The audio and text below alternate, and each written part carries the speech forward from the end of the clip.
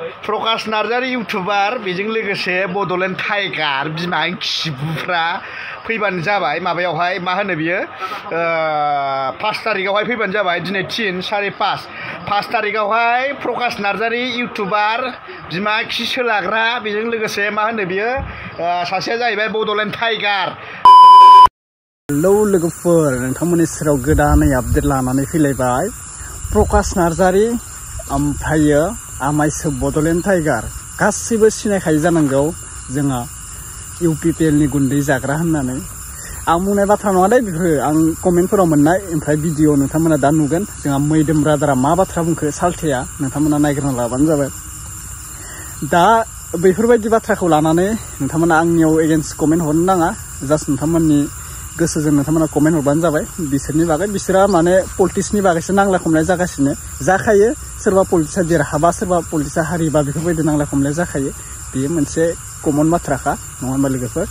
पलिटिक्सआव मोनसे हारिनाय देरहानाय थाखायो, बा हाग्रामा बिथाङानो जा बा प्रमद बिथाङानो जा बेफोरबायदि। दा सरकार दाबाय हाग्रामा बिथाङानो BTR-आव। दा थिग बेफोरबायदिनो माबा मोनसेनि जाथायनि थाखाय सोरबा नांलाय खमलायबो जानो हागौ। दा बेफोरखौ लानानै नांलाय खमलाय खालामनो नाङा पलिटिक्सआव, नङा होनबा लोगोफोर? BTR-आव जों सरकारखौ जोंनो नांखागौ, बा प्रमद बिथाङानो जा बा हाग्रामा बिथाङानो जा। दा जाय खामानिखौ मोजां मावदो बिसो इलेक्सनाव देरहानो हादों। थिग बेफोरबायदिनि बाथ्रा जायो। जाय खामानि मोजां मावाखै बियो जेनदों। रायजो राजाफोरा मोजां मोनदों सोरबा खामानि मावनायखौ लानानै, सोरबा खामानि मावनायखौ लानानै जेननाय देरहानाय थाखाय बेफोरनो आरोना। दा आंहा बुंनांगौ खोथा गैया, जोङो नायग्रोना लानोसै बिथां इउटुबार मैदोम बसुमतारिया बिथाङा मा बाथ्रा बुंखो प्रकाश नार्जारी ओमफ्राय बड'लेण्ड टाइगारनिसिम रिप्लाय हरदों आरोना। बिथांमोना प्रकाश नार्जारीया मोनसे भिडिअ जहन कार्जिनि बागै रिप्लाय होदोंमोन ना, बेखौबो लानानै गोबां मानसि शेयार खालामदों बा राहा हरदों।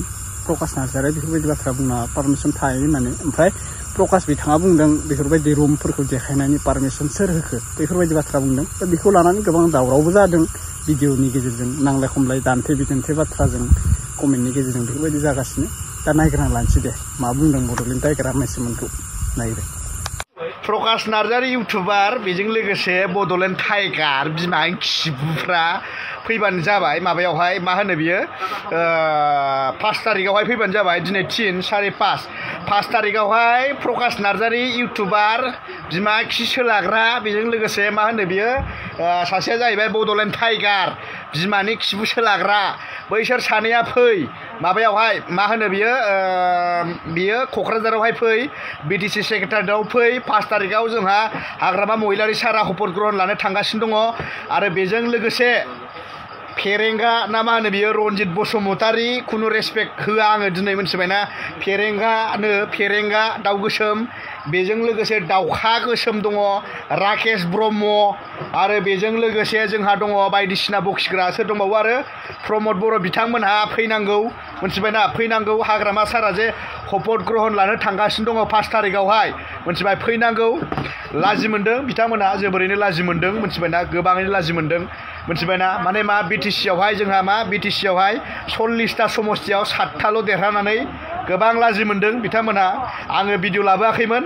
फेरेंगाखौथ' आङो बारंबार होनखादोंमोन मोनसे टाइमावहाय, बुटलेण्ड जुथा गाननानैहाय बावखुंग्रि समस्तियावबो गासोनानै दोननांगौ, बेजों लोगोसे निसिमा समस्तियावबो गासोनानै दोननांगौ होननानै आङो मैदोम बसुमतारी स्पष्ट भाबै बुंनानै दोनखादोंमोन। नाथाय रावबो मानियाखैमोन। नाथाय दिनै मोगथाङावहाय मोनसे प्रुफ जानानै फैबाय।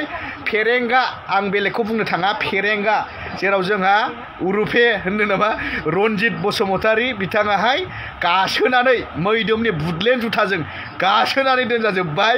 बेनिखायनो 5 तारिखआव फैनांगौ, बिथाङा नुजाफैनांगौ। हाग्रामा महिलारि सारनि मा होनो बियो हाग्रामा महिलारि सारनि शपथ ग्रहण लानायावहाय बिथाङा नुजाफैनांगौ, थाबैनो नुजाफैनांगौ, नङा होमबा? आरो बेजों लोगोसे इउटुबार सानैसो दङ, प्रकाश नार्जारी, बेजों लोगोसे सोर दङ जोंहा बड'लेण्ड टाइगार बिमानि खिबु, मिथिबाय? बिमानि खिबु होनो आं, मिथिबाय? हाग्रामा सारखौ बै समाव मा होनदोंमोन बड'लेण्ड टाइगारा, मिथिबाय? मा होनो प्रमद बर' सारनि जन्था हुगारग्रासो जानांसिगोनलायनो नोंखौ, मिथिबायना? नोंखौ जेराव मोनो बेयाव मानजिगोन आं बाबु, मिथिबाय? जेराव मोनो बेयाव मानजिगोन आङो, मिथिद'?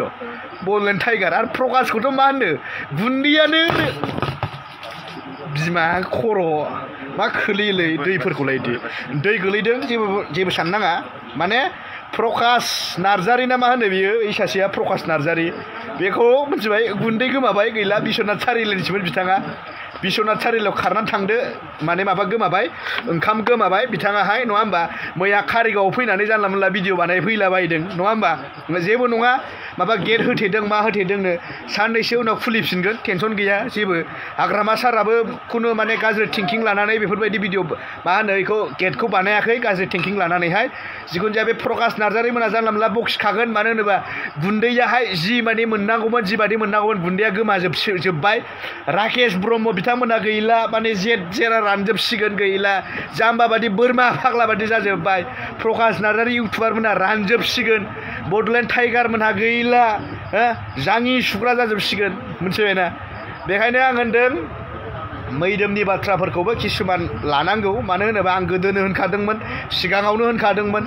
मिथिबायना इउपिपिएल सरकार फैला बेजों लोगोसे आरो मा होनो जोंहा मा होनो हाग्रामा महिलारि सारा मिथिबायना मोजाङैनो देरहागोन होनदोंमोन आङो मिथिबायना रनजित बसुमतारिखौ होनखादोंमोन आङो नोङो बावखुंग्रि समस्तियाव खारबोनो नाङा जोंनि समस्तियावहाय नङाबा नोङो फोरलाब फोरथाब रानज्रिंजोबलांगोन आं बे बाथ्राखौ बुंदोंमोन बेखायनो नोंथांमोना गाज्रि मोननो नाङा 5 तारिखआव बयबो फैलाय हाग्रामा महिलारि सारखौहाय गासिबो समर्थन होफै नङा होमबा थुलुंगा होफै जाहाथे सारा 5 बोसोरावहाय सारा मोजाङै मोजां सरकार दालांनो हाथों आरो मोजां पाब्लिकनि रायजो राजाफोरनि मोजां मोनसे खामानि मावलांनो हाथों होननानै नोंथांमोना बोर होफैयो बेखौ नै मैदोम बसुमतारियाहाय जेबो मोनजायाब्लाबो जेबो मोनलोङाब्लाबो गोसो गोरबोजोंहाय खावलायहरदों बाय बाय नुखाबाय गासिबो प्रकाश नार्जारि ओमफ्राय मा मुंमोन बड'लेण्ड टाइगार दा बिथांमोना इउपिपिएलनि दारै माने खामानि मावनायखौ बिथांमोना नुदोंमोन खोमा सिगां बेफोरबायदिनोमोन जोंहा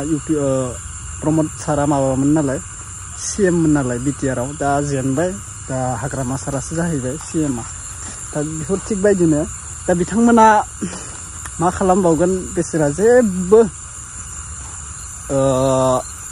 बुंनो राव गैला बेफोरबायदि जाना दङ आरोना बड'लेण्ड टाइगारा माइसोआथ' नुजाखायाखै आरोना जेबो भिडिअबो बानायाखै बा माबा मोनसे शेयारबो खालामाखै बेफोरबायदि दा इलेक्शननि टाइमाव मोनसे भिडिअ बानायदोंमोन बिथाङा प्रमद सारानो देरहाखागोन बेफोरबायदि मोननैसो बाथ्रा बुंदोंमोन दा जेनबाय दा बिथांमोनाबो जेननाय बायदि जाबाय प्रमद सारा जेनबाय माने बिथांमोनाबो जेनबाय बेफोरबायदि आरोना बाथ्राया दा गाज्रि मोननो नाङा आंनि भिडिअ माबाफोर गोरोन्थि जादों निमाहा खालामनो हागोन आं जास्ट आपडेटसो होदों आरोना आंनि आपडेटसो होयो भिडिअ नोंथांमोना मिथिखायो दा बेनोसै नोंथांमोना कमेन्ट खालामनानै बुंहरदो मा राइट रंनि खोथाखौ नोंथांमोना बुंहरदो मैदोम ब्रादारा राइट बाथ्रा बुंदोंना रं बाथ्रा बुंदों ओमफ्राय अबे डिस्ट्रिक्टनिफ्राय आंनि भिडिअखौ नायदों कमेन्ट खालामनानै एसे खोन्थाहरब्लानो जाबाय नोंथांमोननि कमेन्टखौ आं नायनो जेरना जास्ट सर्ट आपडेट होनाय जाबाय दा बेनोसै थेंक इउ स' माच थाबैनो आंनि चेनेलखौ 100K साबस्क्राइब खालामना होदो भिडिअखौ